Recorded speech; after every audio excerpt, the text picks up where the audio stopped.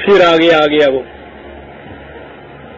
وہی معاشرے کے اندر میں نے کہا تھا نا کہ پہلے ہی درس میں کہ یہ جو حفاظت عصمت ہے، عفت ہے، بڑا بنیادی مسئلہ ہے، اور قرآن بڑا ہی زور اس پہ دیتا ہے. اور میں نے اس دن آپ کو بتایا تھا مغربی محققین کی تحقیقات کی روح سے کہ اس کا تعلق صرف افراد سے نہیں ہے، قوموں کے عروج و زوال سے اس کا بنیادی تعلق ہے. اس لیے قرآن کریم میں آپ دیکھیں گے بڑی تفصیل سے اس کے متعلق کہا گیا ہے. بے حیائی کی باتیں تو آگے جا کے رہتی ہیں. وہ کون سے دروازے ہیں جہاں سے یہ چور اندر گھستا ہے؟ پہلا ہی کھلا ہوا دروازہ تو آنکھیں ہوتی ہیں.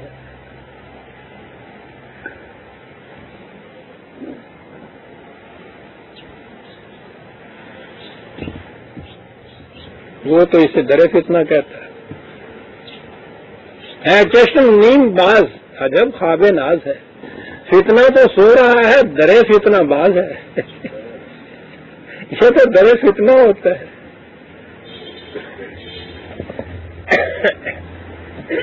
قل للمؤمنین یغضوا من ابصارہم ویحفظوا فروجہم. یہ رسول جماعت مومنین سے کہہ دو کہ اپنی نگاہوں کو بے باک نہ ہونے دو، اس سے تم اپنی عصمت کی حفاظت کر سکو گے. کیا بات ہے، کتنا گہرا تعلق بتا دیا ان دونوں کے اندر.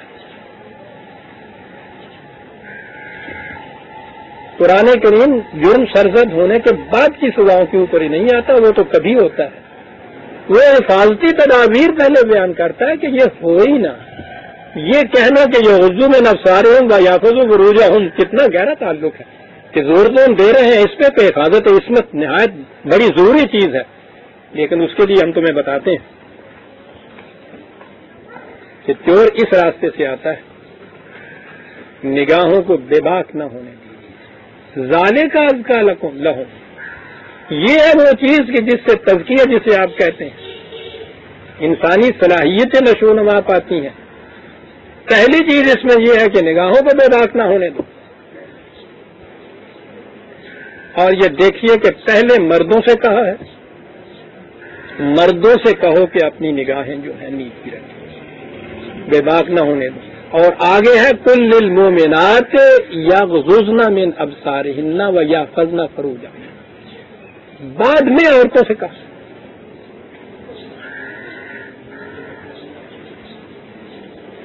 بنیاد تو مرد ہوتا ہے اس میں.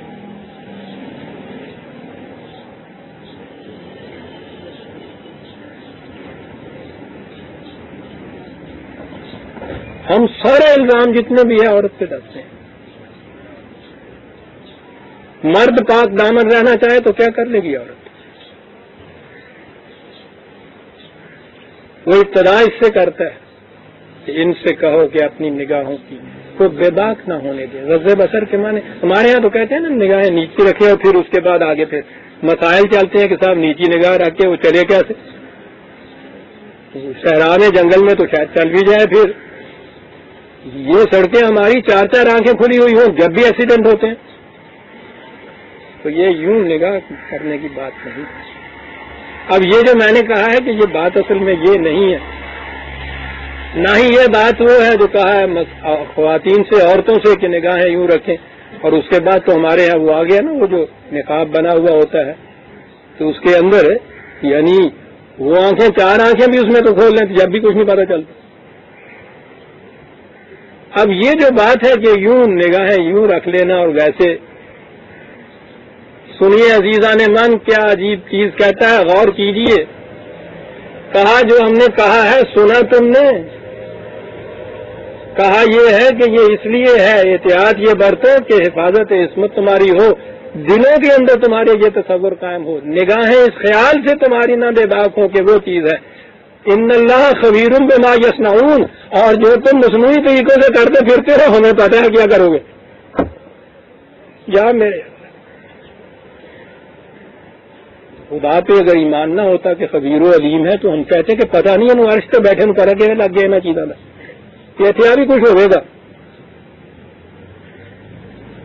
میری بیٹیاں میری بہنیں معاف رکھیں، برقعے وہ ایجاد ہوں گے کہ دو برقعے سے جو کچھ نہیں نظر آتا برقعے کے اندر سے اس سے زیادہ بھی دیکھا جاتا ہے۔ یہ یوں چلنے والے جن کی نگاہیں یوں ہیں کنکھیوں سے وہ کچھ کر جائیں گے جو آنکھیں پھاڑ کے نہیں کر سکتے۔ ان اللہ خبیر بما یصنعون، میرے اللہ کیا چیزاں نے من، میں تو تشریح نہیں اس کی کر سکتا کیا کیا کیا ہے۔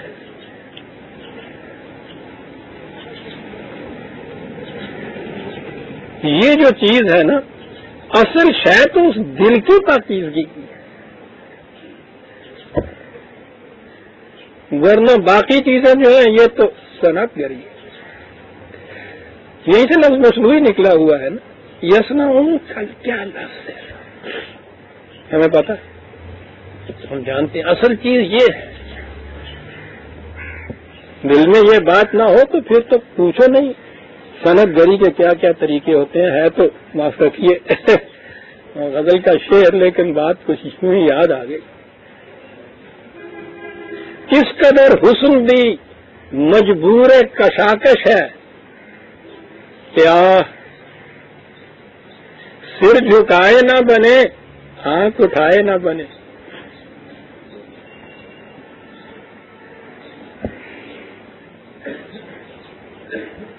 سر جھکائے نہ بنے آنکھ اٹھائے نہ بنے۔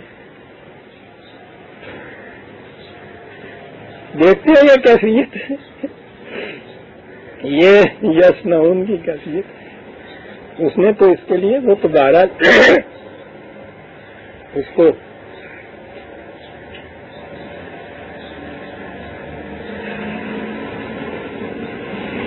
انداز اور تھا کہنے کا، کس قدر حسن کی مجبور کشاکش ہے، یا سر جھکائے نہ بنے آنکھ اٹھائے نہ بنے۔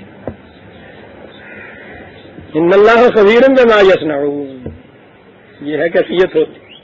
وقل للمؤمنات یغضضن من ابصارهن ویحفظن فروجهن،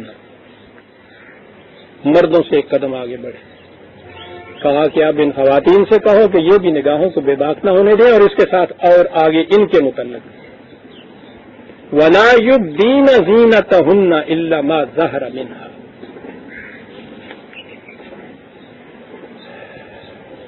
یہاں نگاہوں تک کی بات نہیں، کچھ آرائش و زیبائش اور زینت کی چیزیں بھی عورتوں میں ہوتی ہیں۔ عزیزان میں نے کہا نا کہ عربی زبان اور قرآن کے انتخاب سے جب الفاظ آئیں تو غور کی بات ہے۔ وَلَا يُبْدِينَ زِينَتَهُنَّ إِلَّا مَا ظَهَرَ مِنْهَا، يُبْدِينَ مَا ظَهَرَ، يُبْدِين کے معنی ہے ارادتاً کسی چیز کی نمود کرنا، نمائش کرنا۔ ظاہرہ کے معنی ہے جو یوں ہی خود بخود کھل جائے کوئی چیز۔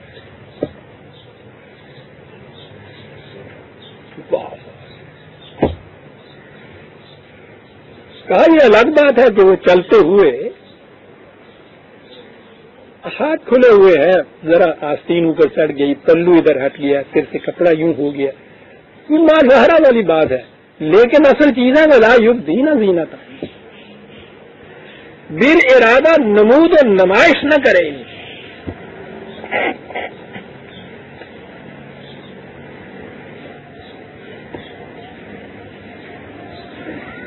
اس میں اتنی ہی چیز نہیں عزیزان من کہ اس سے روکا گیا ہے کہ یہ بھی چیز جو ہے یہ بہرحال دوسروں کی نگاہوں کو تمہاری طرف مرتجع کرے گی، دلکشی پیدا کرے گی، جاذبیت پیدا کرے گی، اتنی سی بات نہیں ہے، اس میں بڑی گہری بات ہے۔ یہاں لفظ یبدین ہے ایک دوسرے مقام پہ ہے، ہاں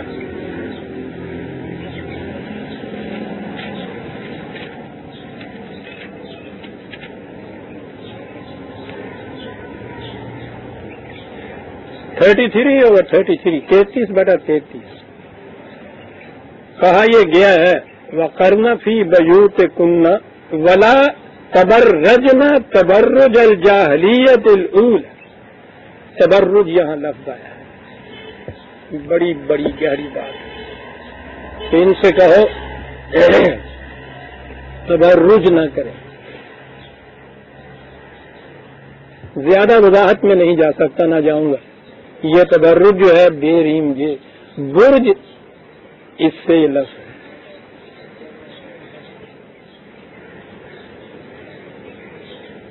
ابھار اس کا ترجمہ کیا جا سکے گا.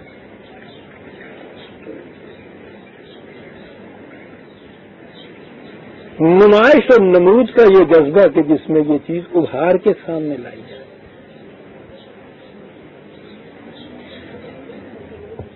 یہ ایک ذہنیت، زینت اور آرائش کو قرآن نے حرام نہیں قرار دی، بلکہ وہ تو بڑے زور سے وہاں کہا کہ رسول ان سے پوچھو کہ کون ہے کہ جو ہم نے جو زینت کی چیزیں بنائی ہیں ان کو حرام قرار دے. کون انہیں حرام قرار دے سکتا ہے؟ یوں کہا گیا ہے. زینت کی چیزیں حرام نہیں. ان سے جو نمود حسن کا جذبہ اندر پیدا ہوتا ہے وہ ہے جس کی اصلاح چاہتا ہے قرآن. یہ جذبہ نہیں پیدا ہونا چاہیے. اور اس میں ایک بڑی گہری حقیقت ہے. وہ عورت اور مرد کی زندگی کو دو کمپینین کی زندگی بتاتا ہے، دو رفیقوں کی زندگی بتاتا ہے. زندگی کی گاڑی ان دونوں سے چلتی ہے. یہ ہم دوست چلتے ہیں، ان دونوں کے ہاتھوں سے ایک مشترکہ پروگرام سر انجام پاتا ہے. ان کا وہ تعلق ہی باہمی رفاقت کا رکھتا ہے. لفظ تو ہمارے ہاں بھی یہ رہ گیا رفیقہ حیات، لیکن وہ رفیقہ حیات بھی بیوی ناقابی رفیقہ حیات کہہ لیے. وہ کبھی اپنے خاوند کو رفیق حیات نہیں کہتی. ہمارے ان کا تعلق رفاقت کا تھا. آہستہ آہستہ آہستہ آہستہ مرد نے اپنا ہاتھ غالب کرنے کے لیے اس قدر اس کے اندر احساس کمتری پیدا کیا عورت کے اندر کہ اب وہ اپنے لیے مقصد یہ سمجھتی ہے کہ میں اٹریکٹو بنوں مرد کی نگاہ کے اندر، جاذب نگاہ بنوں. یعنی اور اس کے پاس وہ سمجھتی ہے کوئی خوبی نہیں میرے پاس. اپنی صلاحیتوں کی بنا پر رفاقت کے اندر جو کچھ سر انجام دینے ہیں فرائض، ان کی وجہ سے برابری کی حیثیت سے یہ کچھ کروں. یہ تو اور بات ہوتی ہے نا. دو رفیق جو زندگی کے ہوتے ہیں وہ ایک دوسرے کی صلاحیتوں کی بنا کے رفیق ہوتے ہیں. اسے یہ کہا گیا کہ رفاقت کی تو بات ہے نہیں، تم تو ہو ہی نہ کسی لکل، تم تو بنیادی کام کر ہی نہیں سکتی، یہ تو ہمارا ہی کام ہے ساتھ. اب آہستہ آہستہ اس کے دل میں یہ بات ڈالی تو رفاقت کی کیفیت اس کے دل سے نکل گئی کہ میں رفیقہ، میں کمپینین ہوں اس کی، برابر کی ہم دوست چلنے والی ہوں سفر حیات میں. تو پھر وہ کیا بات رہ گئی؟ اس کے دل میں جو انفیریئرٹی کمپلیکس پیدا ہوا، اب اس نے یہ سمجھا کہ میں کسی طرح مرد کی نگاہوں میں جاذب بن کے رکھوں. اب یہ معاف رکھے میری بیٹیاں بہنیں، کھلونا بن کے رہ گئی مردوں کے لیے. قرآن یہ پوزیشن نہیں دینا چاہتا عورت کو. وہ دونوں کو انسان کہتا ہے، دونوں کو واجب التکریم کہتا ہے. وہ دونوں کو ایک پروگرام کی تکمیل تک پہنچانے کے لیے رفیق ایک دوسرے کے کہتا ہے. دونوں کو یکساں صلاحیتوں کا مالک بتاتا ہے. وہ ان میں سے جنس کے اعتبار سے کسی کو غالب اور کسی کو پست نہیں بتاتا. قرآن کریم کی وہ آیات، متعدد آیات میں جو صلاحیتیں مردوں کی ہیں وہی صلاحیتیں عورتوں کی وہ بتاتا جاتا ہے. ان المؤمنین والمؤمنات والمسلمین والمسلمات، وہ جو سورہ شورا کی وہ آیت، عورت کے دل میں وہ احساس کمتری پیدا نہیں ہونے دینا چاہتا. اور جب وہ یہ سمجھے گی کہ میں فرائض حیات کی ادائیگی میں ساتھ ساتھ چل رہی ہوں مرد کے، یہ جذبہ ہی پیدا نہیں ہوگا کہ میں ہر وقت اٹریکٹو بنتی رہوں اس کے نگاہوں کے اندر. اٹریکٹو بنتی ہے اس کام کی وجہ سے جو وہ کر کے دکھا رہی ہے. یہ جو قرآن کریم نے کہا ہے نا کہ ان سے کہو کہ نمود حسن کا جذبہ نہ پیدا اپنے اندر کریں، اس سے یہ خواہ اپنے آپ کو کمتر درجے پہ سمجھنے لگ جائیں گی، برابر کی حیثیت سے چلے ان کی زینت ٹھیک ہے کہ اسی لیے کہا ہے کہ لا یبدین زینتہن الا ما ظہر منہا، وہ بن ارادہ اس کی نمود نہ کریں، یوں ظاہر ہوتا ہے تو وہ کوئی بات ہی نہیں، دیکھا ذہنیت اس میں ظاہر ہونے میں وہ نہیں کہ خود ظاہر ہو جاتا ہے، وَلْيَضْرِبْنَ بِخُمُرِهِنَّ عَلَى جُيُوبِهِنَّ، اس کے لیے ایسی چیزیں جو زینت کی پہنی ہوئی ہیں، خمر ہر اس چیز کو کہتے ہیں جو کسی دوسری چیز کو ڈھانپ لے، جیوب جیب کہتے ہیں یہ گریبان جو ہے، یہ کھلا ہوا گریبان، دیکھا لفظ کیا تراشا قرآن نے یا انتخاب کیا ہے، یہ گریبان کھلا ہوا ہوتا ہے نا، کہا اس کے اوپر ایک کپڑا ڈال دیا،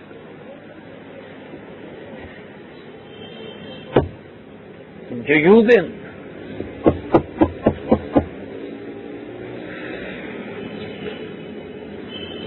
اب رہا یہ کہ وہ یہ تو باہر نکلنے کی بات ہوئی، گھر کے اندر وہ چلتی پھرتی ہیں، سارا کچھ وہ کرتی ہیں، تو اس وقت کی کیا صورت ہو؟ کہا لا یبدین زینتہن، کہا یہ جو ہم نے کہا ہے نا کہ اس طرح کی نمود نہ ہو، اس میں دیکھیے جتنے ایسے رشتے ہیں جن کے ساتھ نکاح نہیں ہو سکتا، کہا ان کے اندر تم چلتی پھرتی ہو تو وہاں تمہارے دل میں یہ خیال نہیں پیدا ہوگا نمود حسن کا، ٹھیک ہے چلو پھر باپ ہے، بیٹا ہے، بھائی ہے، یہ ہے،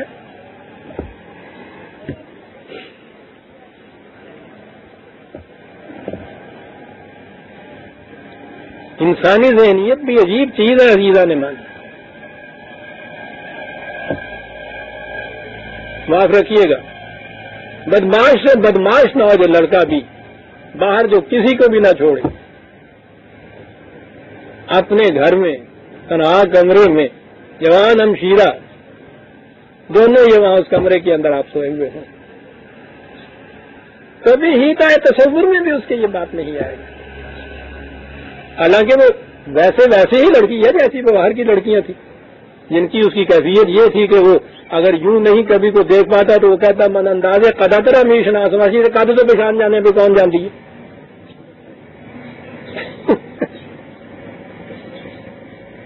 دیکھا انسان کی ذہنیت پہ جو کنٹرول ہے یا اس کے اندر جو قرآن کریم احتیاطی تدبیریں کرتا ہے، اس فور انسان کی قلب ماہیت کر دیتی ہے وہ بات، وہ لڑکی نہیں رہتی، وہ عورت نہیں رہتی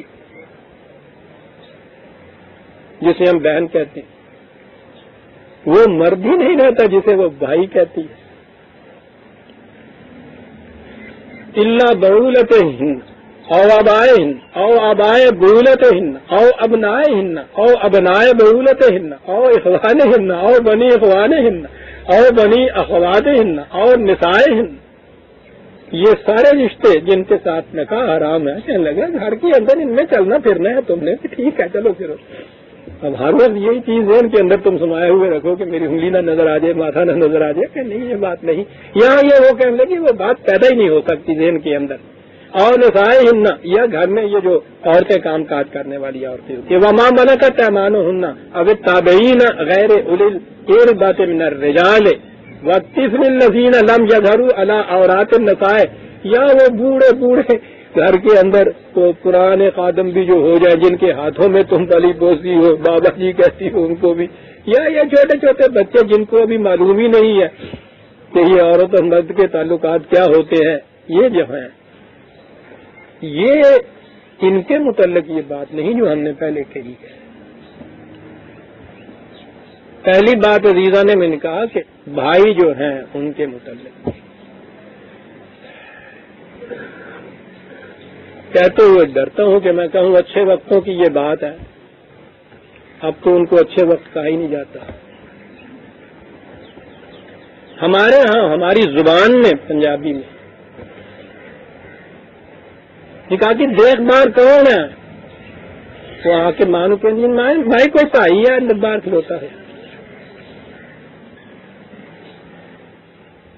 وہ تھے جو اس میں گئی تھی، دیکھے کتنے ہی بھائی سن تھے، ہماری زبان میں غیر مرد کے لیے لفظ بھائی آ گیا ہوا تھا عزیزان، یہ ہمارا معاشرہ تھا.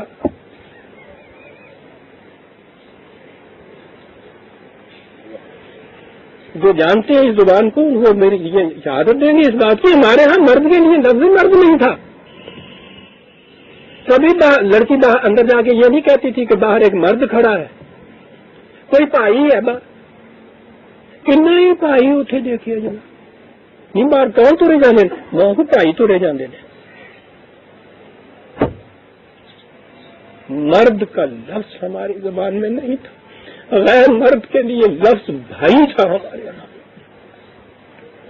یہ بتاتا ہے کہ ذہنیتیں کیا تھیں ہمارے یہاں، اور یہ واقعی اس زمانے کی بات ہے جہاں اپنے مرد کے سوا دنیا کا ہر مرد بھائی کہلاتا اور بھائی سمجھا جاتا تھا.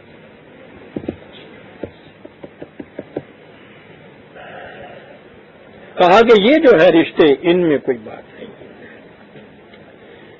اور آگے چلا، کہا گھر کے اندر بھی تم پھر رہی ہو، باہر تو کچھ اور غیر لوگ ہیں نا ان کے سوا. دیواروں کو تم اندر دیکھ نہیں ہو سکتے. نہ تنہا عشق از گفتار خیزت بسے این آتش از رفتار خیزت. یہ عشق کی آگ صرف باتوں سے نہیں بڑھتی، چال سے ڈھال سے بھی یہ بڑے اٹھا کرتی ہے. وہ کہتا ہے ولا یضربن بارجلہن لیعلم ما یخفین من زینتہن.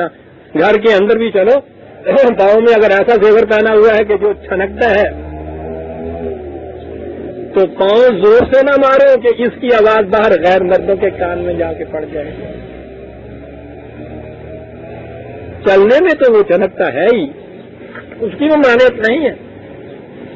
لا یضربن، ارادہ تم زور سے پاؤں نہ مارو.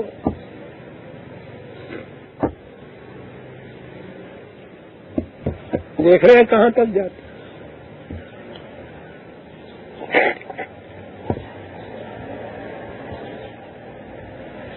وَتُوبُوا إِلَى اللَّهِ جَمِيعًا أَيُّهَا الْمُؤْمِنُونَ لَعَلَّكُمْ تُفْلِحُونَ.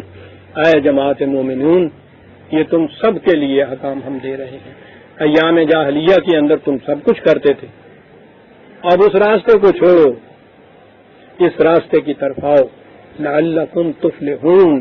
وہ جو انون نے کہا تھا کہ ان ضوابط کے اوپر جو قوم قائم رہتی ہے، جن کامیابیوں کے اوپر وہ پہنچتی ہے، دنیا کی کوئی قوم وہاں نہیں پہنچ سکتی. لعلکم تفلحون، تاکہ تم کامیابیوں کی انتہا پہ پہنچ جاؤ ان چیزوں کی وجہ سے. سورہ النور کی آیت 33 تک ہم آ گئے عزیزان مان. 31 تک معاف رکھیے، 32ویں آیت سے ہم آئندہ لیں گے.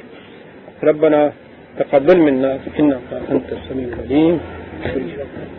ہاں ایک سیکنڈ کے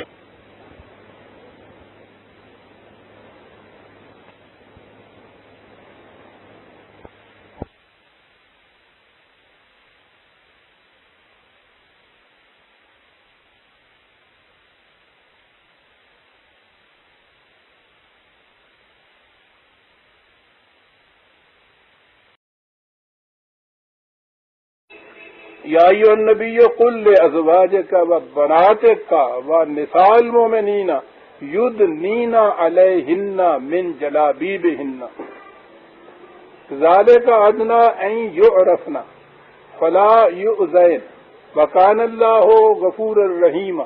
یہ بھی ایک بڑی اہم آیت ہے پردے کے ضمن میں جو کہی جاتی ہے. معاف رکھیے گا، مجھے کچھ تکلیف ہے یہاں.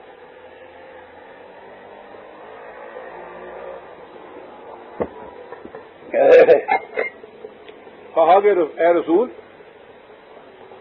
اپنی بیویوں کو بھی، اپنی بیٹیوں کو بھی، مومن عورتوں کو بھی یہ تاکید کر دو کہ وہ باہر نکلیں. میں نے عرض کیا نا کہ وہ زندگی کچھ ایسی تھی جیسی ہماری گاؤں کی زندگی ہوتی ہے. عورتوں کو باہر نکلنا ہی ہوتا تھا کہ وہ باہر نکلیں تو جو کچھ انہوں نے پہنا ہوا ہو اس کے اوپر ایک جسے آپ اوور آل کہتے ہیں نا، یہ آپ ہسپتال میں ڈاکٹروں یا نرسوں کو دیکھتے ہیں، اوپر وہ چوگا سا ایک سفید پہنا ہوا، پورے کا پورا پہنا ہوا وہ ہوتا ہے، غالباً اسے اوور آل ہی کہتے ہیں۔ کہا کہ باہر نکلیں تو اس قسم کا ایک اوور آل سا اوپر پہن لیا کریں۔ اب یہاں سے یہ چیز ہوئی کہ صاحب دیکھیں نہیں، عورتوں کے لیے حکم یہ ہے کہ وہ نکلیں تو عام کپڑوں کے اندر نہ ہوں، بلکہ ان کے اوپر ایک اور اوور آل ہونا چاہیے تھا، وہ پہن لیا کریں۔ یہ نہیں دیکھا کہ قرآن کیوں کہتا ہے یہ، کاہے کے لیے یہ کریں۔ وہ عورتیں باہر نکلتی تھی تو میں نے عرض کیا نا کہ مدینے کی زندگی میں ابھی یہودیوں کی خاصی تعداد تھی،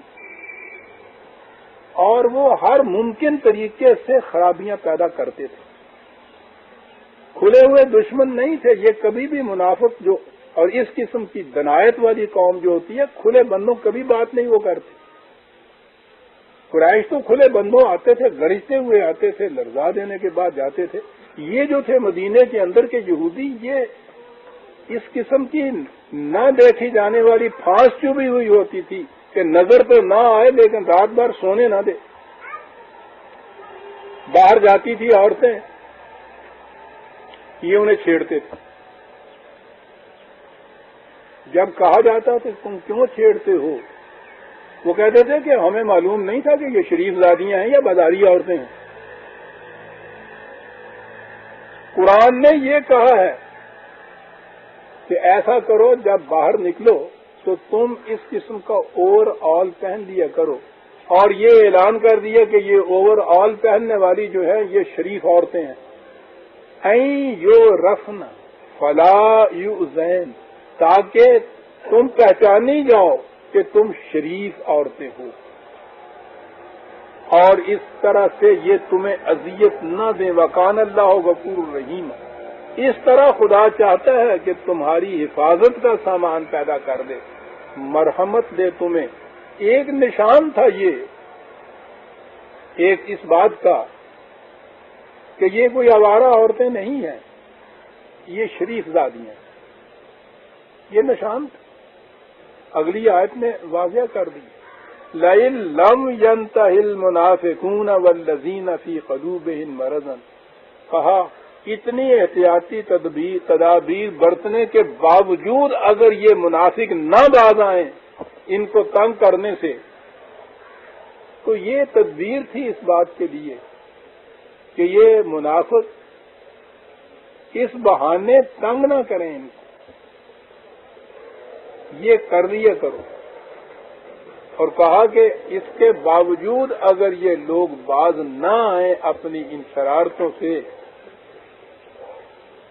یہ وہ لوگ ہیں کہ جو منافق ہیں، جن کے دلوں کے اندر مرض خباستیں ہیں۔ والمرجفون فی المدینہ، اور یہ اس مدینے کے اندر یہ اس قسم کی فتنہ انگیزیاں، چنگاریاں پھیلاتے رہتے ہیں فتنوں کی۔ اگر اس کے باوجود جو ایسی احتیاطی تدبیریں تم نے ان کو بتائی ہیں، اس کے باوجود یہ باز نہ آئیں، عزیزان من سنیے، شریف زادیوں کو محض چھیڑنا جو ہے یہ کتنا سنگین جرم ہے عدالت اسلامیہ میں۔ کہا کہ یہ باز نہ آئیں تو پھر کیا کیا جائے، لَنُغْرِيَنَّكَ بِهِمْ، ہم تمہیں اتنی قوت اور اختیار دیں گے کہ تم ان سے اچھی طرح نپٹ سکو۔ کیا کرو، ثُمَّ لَا يُجَاوِرُونَكَ فِيهَا إِلَّا قَلِيلًا، ان کو جلا وطن کر دو، شہر بدر کر دو، نکال دو مدینے سے ان کو، ہم دیں گے تمہیں اتنے اختیار اور قوت۔ اس سے پہلے تم کمزور تھے، ایسا نہیں کر سکتے تھے، اب تمہیں یہ اختیارات اور قوت حاصل ہے۔ اب یہ نہ کرو کہ صاحب ہمارے شہر کے یہ شہری ہیں، رعایا ہیں، ذمی ہیں، ان کو ہم نکالے کیوں۔ اس قسم کے ناسور جو ہیں، سرطان بننے والی چیز جو ہے، کینسر کے جو جراثیم ہیں، کہا کہ اب تمہیں اس کی قوت اور اختیار حاصل ہے، اگر یہ باز نہ آئیں، یہ ہے شرط، تو نکال دو یہاں سے، ملعونین، رہیں تو محروم کر دو ان کو تمام ان مراعات سے جو پر امن شہریوں کو یہاں حاصل ہیں۔ یہ دوسری سزا ہے. اس پہ بھی اگر یہ نہ روکیں تو اینما سقفوا اخذوا، پھر ان کے وارنٹ جاری کر دو اشتہاری مجرموں کی طرح کہ جہاں بھی یہ کہیں ہوں یہ گرفتار کیے جائیں. وقتلوا تقتیلا، سر اڑا دو ان کا. میری بیٹی اور بہنوں، اللہ تعالیٰ کو اتنا منظور تھا تمہاری حفاظت کا سامان. اتنی سنگین سزا کسی اور جرم کی نہیں ہے. ملک بدر کرو، جب تک رہے تمام ان رعایات سے ان کو محروم کر دو جو یہاں ایک پرامن شہری کی حیثیت سے لوگوں کو حاصل ہے. اگر کہیں بھاگتے ہیں اس کے باوجود تو گرفتاری کے وارنٹ جاری کرو. گرفتار ہو کر آتے ہیں تو اس کی سزا سخت ترین سزا موت کی ہے جو ان کو دی جاتی ہے. اور اس کے بعد ہے کہ یاد رکھو، بظاہر یہ بات نظر آئے گی کہ بڑا ہی سخت قدم ہے جو اٹھایا جا رہا ہے. کیا خصوصیت تھی ان عورتوں کو یا اس معاشرے کو؟ کہا کہ خصوصیت یہ نہیں، نہ ہی خاص طور پہ ہم نے یہ حکم دیا سنت اللہ فی الذین خلوا من قبل وَلَن تَجِدَ لِسُنَّتِ اللَّهِ تَبْدِيلًا. شریف عورتوں کی حفاظت یہ تو ہم نے پہلے دن سے اپنا ذمہ لے رکھا تھا. یہ سنت اللہ ہے. کیا بات ہے، کہاں سنت اللہ؟ او میری بیٹی سنو، خدا کی نگاہ میں تمہاری کتنی عزت ہے. یہ نئی بات نہیں تو ہم کہہ رہے ہیں، یہ سنت اللہ ہے. اور سنت اللہ میں تم کبھی تبدیلی نہیں پاؤ گے.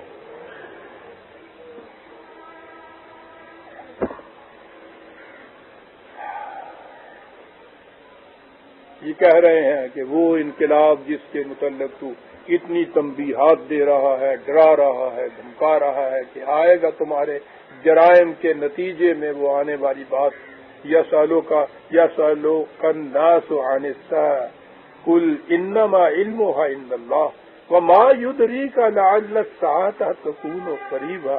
یہ کچھ تو کہتا ہے تو یہ کہہ رہے ہیں اپنے ذہن میں کہ وہ جن چیزوں سے یہ اس طرح ڈرا دھمکا رہا ہے. یاد رکھو الساعت کا لفظ قرآن کریم میں جو آتا ہے یکلخت آنے والے حادثے کے متعلق یہ کہا جاتا ہے. قیامت جو آخرت میں آنے والی ہے اس کے لیے بھی یہ لفظ ہے، لیکن یہ مخصوص اسی کے لیے نہیں ہے.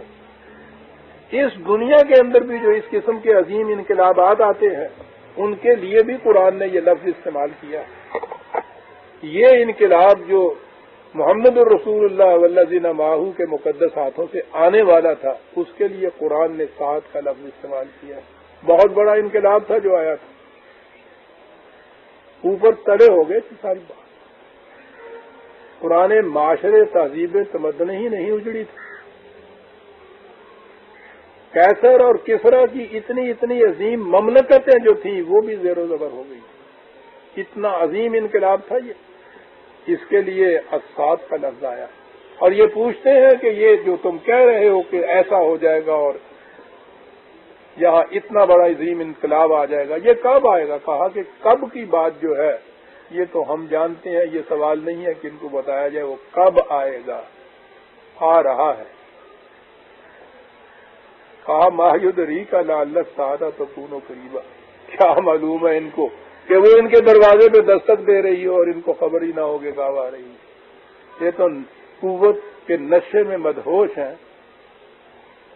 ان کی آنکھیں کھلی ہوتی تو یہ دیکھ لیتے کہ وہ تو سامنے کھڑی ہے آنے والا انقلاب. قرآن نے کہا ہے کہ جہنم چاروں طرف سے ان کے محیط ہے.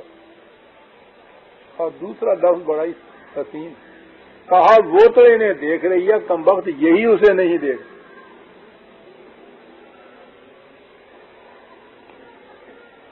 ان اللہ لعن الکافرین وعد لهم سعیرا خالدین فیہا ابدا لا یجدون ولیا ولا نصیرا. وہ انقلاب آئے گا تو پھر یہ جو اس طرح مخالفتیں کر رہے ہیں، منافقتیں برت رہے ہیں، تم دیکھو گے کہ ان کے لیے کس قدر شدید سزائیں اس کے لیے ہوں گی، کتنا برا حال ان کا اس وقت ہوگا، کس قدر تباہ و برباد ہوں گے. کوئی ان کا مددگار نہیں ہوگا، کوئی ان کا والی وارث اس وقت نہیں ہوگا. اور تاریخ نے ہم کو بتایا ہے کہ چند ہی دنوں کے بعد جب یہ انقلاب آیا ہے تو یہ لوگ، خاص طور پہ یہ یہودی جو مدینے میں بیٹھے ہوئے یہ کچھ کرتے تھے، وانڈرنگ جیو کی حیثیت سے دنیا میں ذلیل و خوار پھرتے رہے گا. کہیں گھر تک نصیب نہیں تھا ان کو, کھانا بدوش تھے یہ. وانڈرنگ جیو ان کو ساری دنیا کہتی تھی. یہ کچھ ہوا تھا ان کے ساتھ.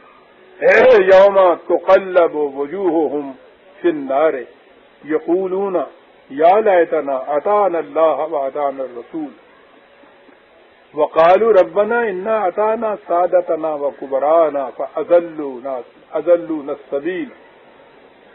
بڑی عظیم چیزیں ہے. قرآن کریم میں یہ تشبیہات کے رنگ میں ایک بات بیان کی ہے کہ دوزخ میں جب یہ لیڈر اور ان کے فالوورز جمع ہوں گے تو ان کے ایک دوسرے کے ساتھ مکالمہ کیا ہو. وہ فالوورز کہیں گے کہ تمہارا ستیہ ناش, تم نے ہمارا بیڑا غرق کر دیا اور جہنم کے عذاب میں ہم کو پھنسا دیا.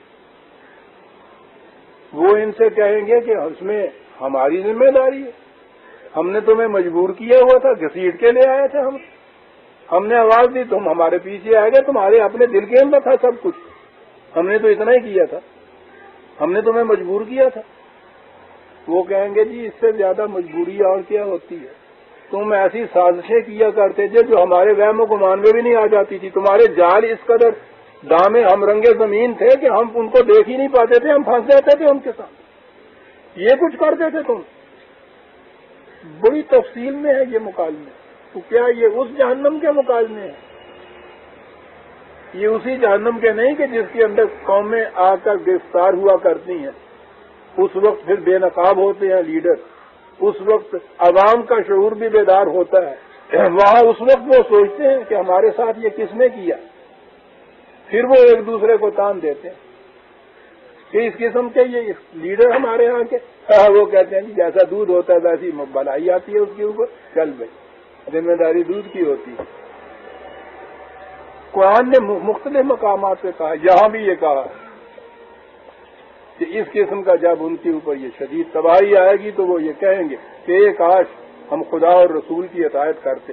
ہم نے اپنے ان بڑے بڑے سرداروں کی, ان لیڈروں کی, ان کی اطاعت کی, ان کے پیچھے چلے اور انہوں نے ہمیں اس قدر گمراہ کر دیا. ربنا آتہم ضعفین من العذاب والعنہم لعنا کبیرا. کہا کہ اے ہمارے نشو و نما دینے والے, یہ عوام کہیں گے کہ ان لیڈروں سے ہم سے دگنی سزا دے. یہاں تو اتنا ہی آیا ہے. دوسرے مقام پہ ہے کہ وہ جب کہیں گے کہ ان کو دگنی سزا دے تو جواب ملے گا کہ تم دونوں کو دگنی سزا ملے. انہیں تو اس لیے کہ یہ خود پہلے انہوں نے آپ جرم کیے اور تمہیں بھی ورگلائے. تمہیں اس لیے کہ ان لیڈروں کے اندر اپنی قوت کیا تھی, یہ تمہارے بنائے ہوئے لیڈر تھے. تمہیں تو تم کے سوا کوئی کچھ نہ کہتا تھا, جناب ہم نے بنایا, حضور ہم نے کیا. کیا بات ہے قرآن کی. کیوں ان کے پاس قوت کون سی تھی ایسی؟ تمہاری دی ہوئی قوت کے بل بوتے کے اوپر یہ اتنے بڑے لیڈر بنے تھے. تمہیں دوہرا عذاب اس لیے ہے کہ ان کو تم نے اتنے اختیارات اور قوتیں دیں جس کی بنا پہ انہوں نے یہ جرائم کیے, اس لیے تم بھی برابر کے مجرم ہو. یہ بہرحال اس مقام پہ تفصیل آئے گی. یہاں یہ ایک بات آئی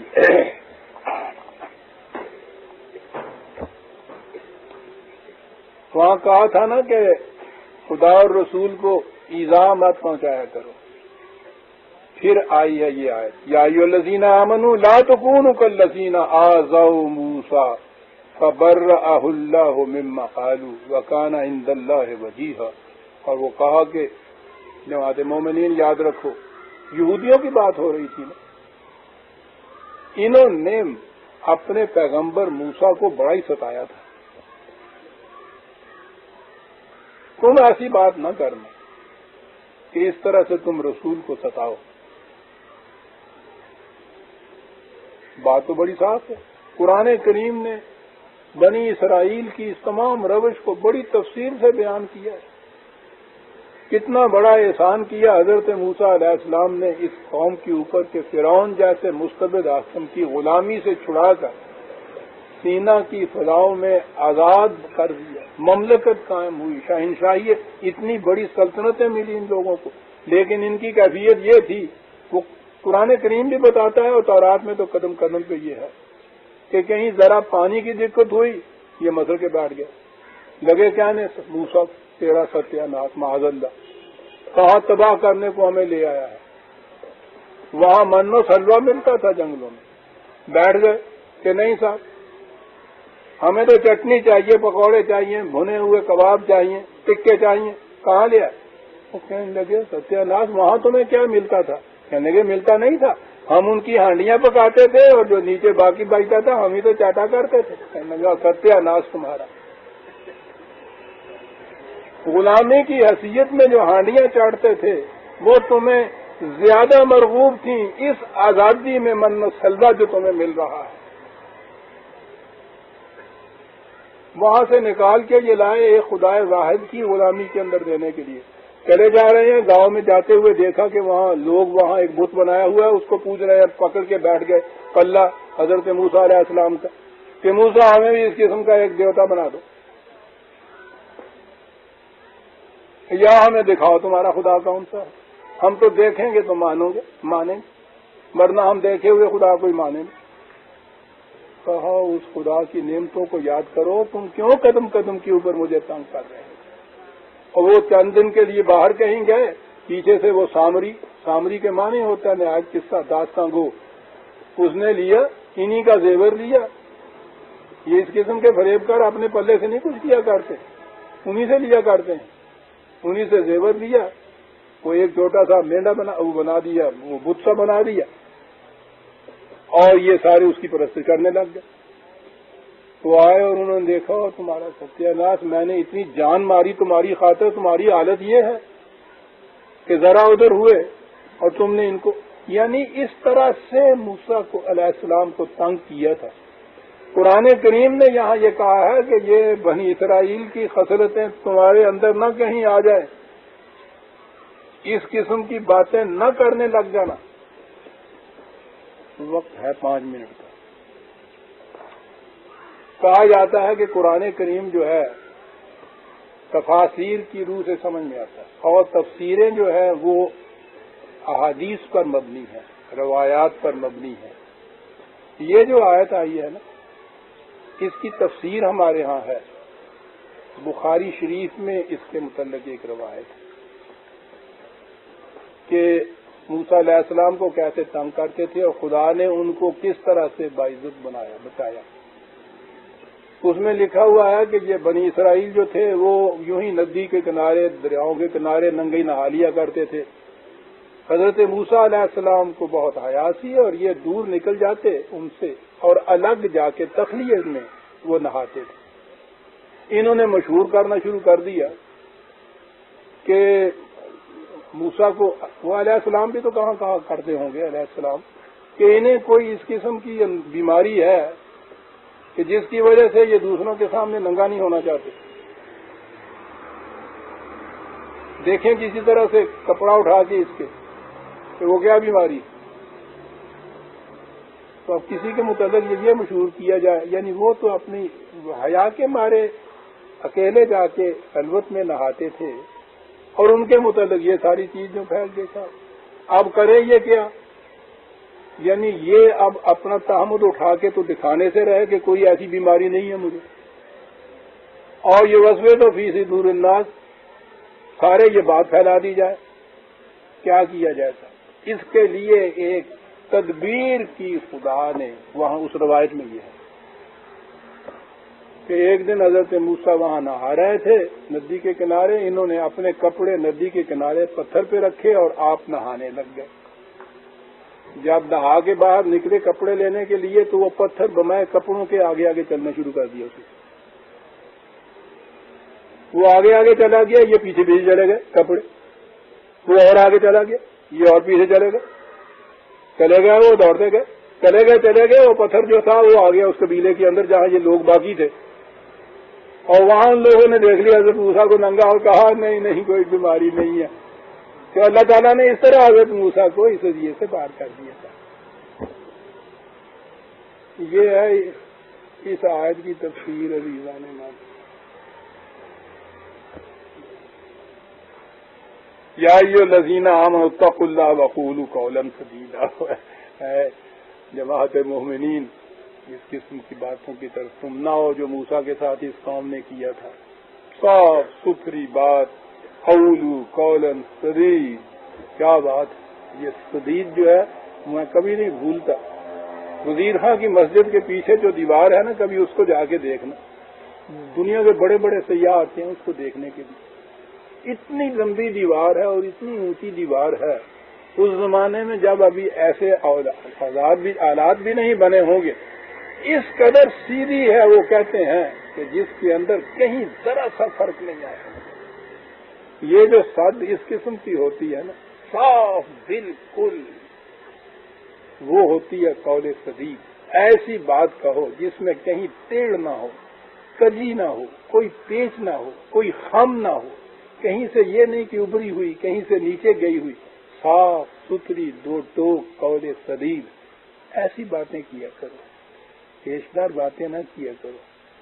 یہی وہ چیز ہے، یصلح لکم اعمالکم ویغفر لکم ذنوبکم. اس طرح سے تم دیکھو گے کہ تمہارے اعمال میں اصلاح پیدا ہو جائے گی.